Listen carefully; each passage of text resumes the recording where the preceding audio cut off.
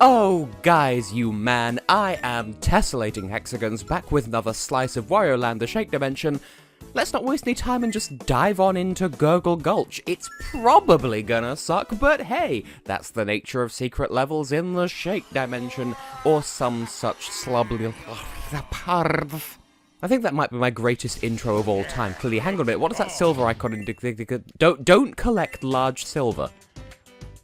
Don't suck a noodle. Okay, but for real for genuine risotto, though, I kind of... Okay, that's just a thing that's happening by the look of it. So I actually have a story today. Story time from yonder Tess.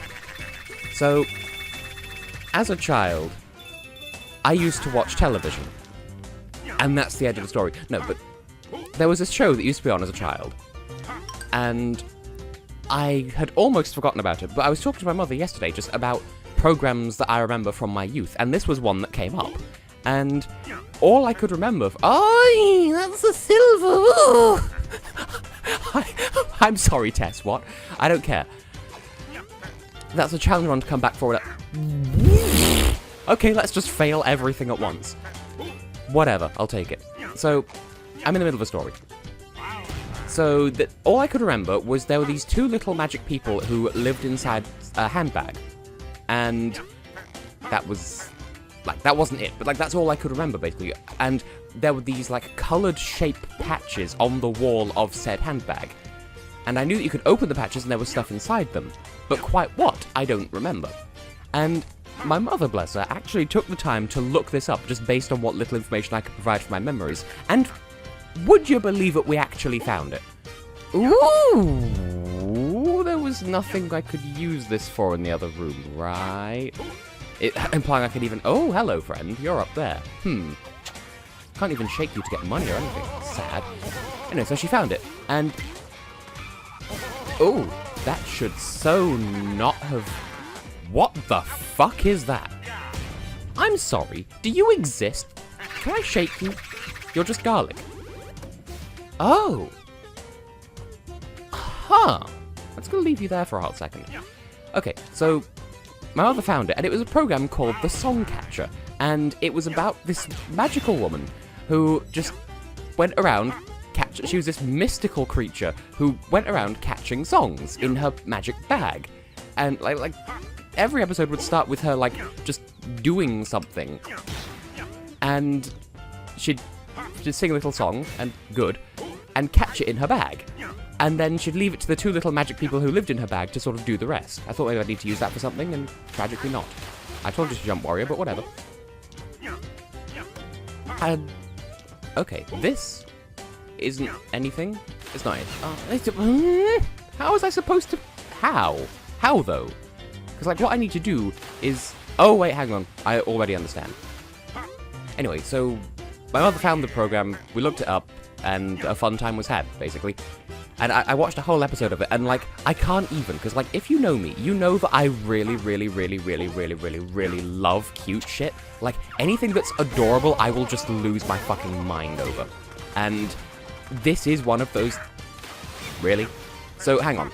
I defeated one enemy, Wario caught the rope, and then, because of that stop and momentum, he ran into the other enemy. Nice. Anyway, the show's really cute, really wholesome. The actors playing the magic people who lived inside the song catcher's bag are so sincere, and it's just so sweet and so cute, and it hurts my soul in a good way because it's just so pure and sweet. I put a link to the well, I found what little I could on the matter. Imperial boxes, sure.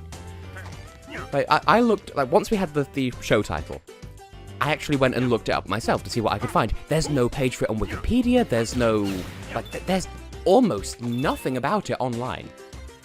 And so I was able to find the website of the guy who... is this Progress? I don't want... okay, this doesn't look like Progress. The guy who designed the set, and I think came up with a format as well. Oh, this is like a harder version of that one from Foul Fuck Water Place. Oh, I already understand. This is not a mission to be... this is not a mission to be doing if you don't want the silver coin mission. shouldn't have worked. Okay, what I just did was just hold up while I was coming down the pipe, and Wario went back up the pipe before I came out of it. That's amazing. I didn't even know that was possible. But anyway, I found the website of the guy who designed the set and I think the concept of the show, and I put a link to that on my Tumblr because I was just so pleased to have found it. So there's one episode on the guy's website, and you can watch it completely free. It's on YouTube but unlisted. I made the same fuck up twice. I'll just grab these coins while I'm here. Bear with.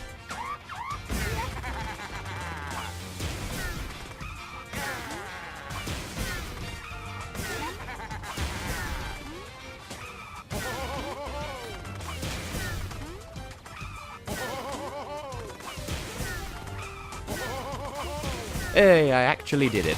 God damn. Wario's duster, and it looks like a glasses cleaner and or a letter.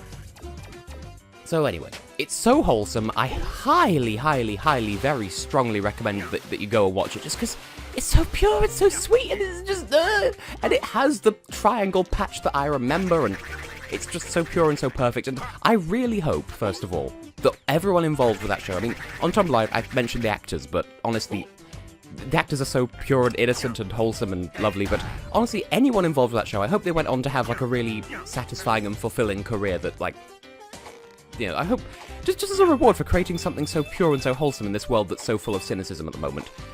Also, noticing how it's really hard to not get silver coins, I'm glad that I chose not to care about that today. Ooh, it's money. I'm going to take the money and not destroy it this time. Good. Okay, I thought that maybe there'd be spikes underneath me just specifically to spike me, but no. Just, it's so sweet and just so lovely, and it's kind of sort of owned my entire day today because just I watched that episode and had that hit of nostalgia, and everything was lovely, and why can't everything continue to be that lovely, basically? So lovely. Anyway, subsequent topic of conversation. Well, this sure is a level. I was expecting to get hit by spikes. Is there something to the down? There's the last treasure. Ho. Okay, now, sort of carrying on the theme of stuff, what I remember from when I was but a young bab. Okay, I'm just sort of scoping out where I need to go with the magic pansy dust. And by that I mean the speed. As a child, there was these series of books, and I cannot for the life of me, I think I have one book in that series on my bookshelf, and for the life of me, I can't remember what the author was called, and I want to say Spike Milligan, and I know it's not Spike Milligan, it's someone who has a similar name to him in my mind. Anyway, the Jiggy McHugh series of books, named after its protagonist, Jiggy McHugh, so named because when he gets nervous he dances, and that series has expanded quite a bit since, turn around, every now and then I faith. Am I? Oh no, this is very intense.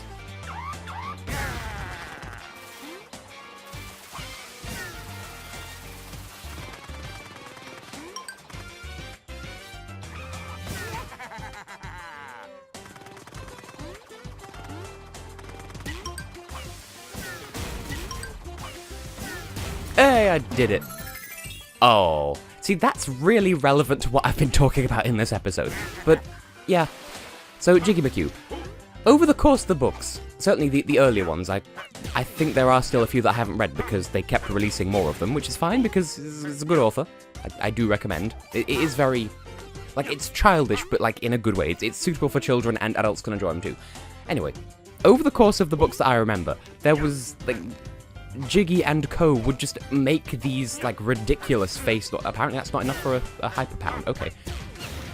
Also, I keep getting paranoid about these octopus enemies. Like, maybe at some point I'm going to need to carry one and do that thing where, like, as we've observed, if you pick one up and shake it, it'll spit out a spike, and that's not been a necessary mechanic yet, and I'm sort of surprised. This is a bonus level. They're supposed to be a little bit ruthless. Brutal and ruthless. Anyway. You're different. How different are you? Well, you drop garlic, and then you go poo. Double poo. Triple poo! Well, you're not of any use to me. You're no good to me. I don't need no body. Don't need no one. That's no good for me. And we have, by the way, all of the treasures, I just realized. So good, I'm actually doing well for once. What's down here? Because there was an up exit from the previous room, and this is a very aggressive rope. The point I'm getting to is they'd make these odd face noises, and the four that I remember in chronological order over the course of the original set of books was yump, ung, yip, and ho! At least I think that's in chronological order, because that one was from, I believe, The Killer Underpants, in which our protagonist has finally rescued himself from the clutches of the eponymous Killer Underpants, and... oh, right, we bursted through a thing, and that drained the thing. Okay, I'm done. And I think in changing into new underwear, his mother walks in. All I remember is the sentence, "My gusset trapped a toe." There's a mission for not get that. Okay, we have all the treasures, so hypothetically there'd be no reason for me to have to reset, right? I can get back to the start of the level and everything, right? Anyway, so I just remember face noises, so surreal humor. Oh! There's bombs that we can't see until it's too late. As a general rule with stuff like this, go to where the previous bombs were, and chances are they won't, lightning won't strike twice. Like so. That's how I'm avoiding everything so far. Okay. Can I go down that hole? There's probably nothing for... There will be nothing there for me because, hey, we've got all the Good. And those be thinking maybe I could get the time mission. Nope. I would say I'm not Time's Person of the Year, but I was once. Remember that year where everyone was just Time Magazine's Person of the Year? Also, how the fuck was Donald Trump ever that? Like, I know he was, but, like, what was their reasoning? I'm not necessarily saying, I'm not saying anything political here, it's just kind of a random choice. We have 15 seconds to get to the rest of the end of this level. Somehow I think it's not going to happen. Then again, this level wasn't spectacularly long. I just made it long. Tee-hee. And we've got another 10 seconds, I think. All the bouncies. You know, bouncy, bouncy, wee, bouncy, bounce. There's a story to that. There sort of isn't, but there kind of is. Okay, so basically, that was just a thing my brain would do as a child. I don't know if it's based on something that someone said to me once as a child, but just in my mind, there's just this little sort of ditty, I suppose, just the musical onomatopoeia for when you have a child and you're making them oscillate vertically. It's just bouncy, bouncy, wee, bouncy, bounce, and just repeat that ad nauseam. This is just the episode where I gush about things that I remember from things. Whew! Well, that went rather well. I got all the things. I'm surprised, to be perfectly honest. Now, post-editing, that should maybe be 10-ish minutes. Part of me saying go back into here, and I've already forgotten what that level's like, so no. Part of me is also thinking, what if I were to, like, what are the missions? I could try. No promises, because I've already forgotten how this boss goes, but just for the sake of having... just to spice up the episode. Tess, stop, I'm you from the future. You try it and it just doesn't go well because his timings are fucky and it's just generally not a fun time. Okay, let's not do that then. So, yeah, I just spent 5 minutes attempting that and it was just, like... I'm not going to say I rage quitted. Or, yeah, rage quitted.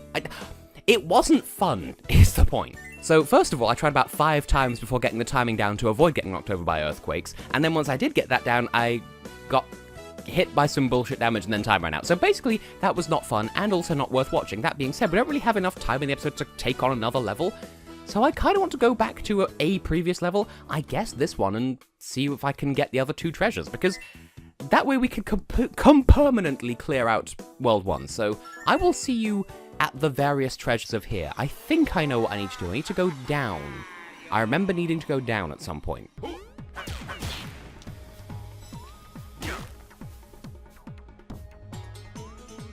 There is a secret room in here. I knew it! Just, how was I supposed to know?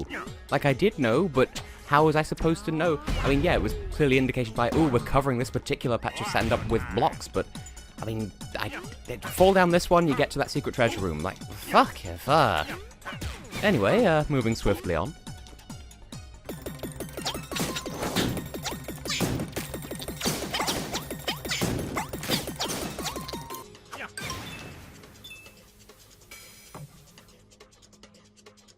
and sure enough, the one that's demarcated with gold coins and hidden beneath those blue switch blocks is another, like, hole in the ground. A hole in the wall where the pants can pee themselves.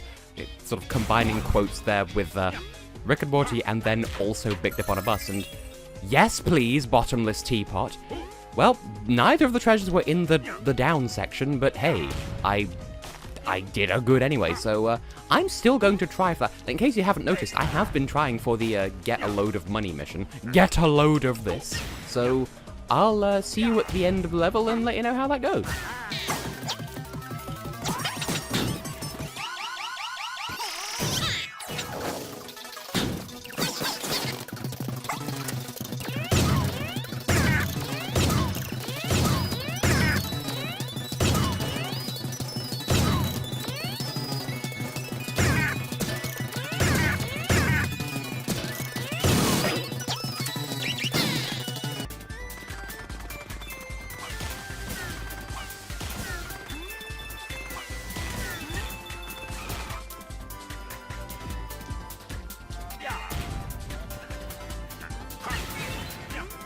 There's the golden enemy on the lower path, as I suspected, and you know what? Fuck the time limit, I completely cleared out the lower path and got all the money here, so why not go back and take the upper path as well, since that seems to be the only way forwards anyway, because otherwise, you know, I would have had to make that previous jump, and it makes more sense to go back because there's more money this way. Also, by the way, I completely fucking bossed the cannon section this time around. Can I just get some credit for that?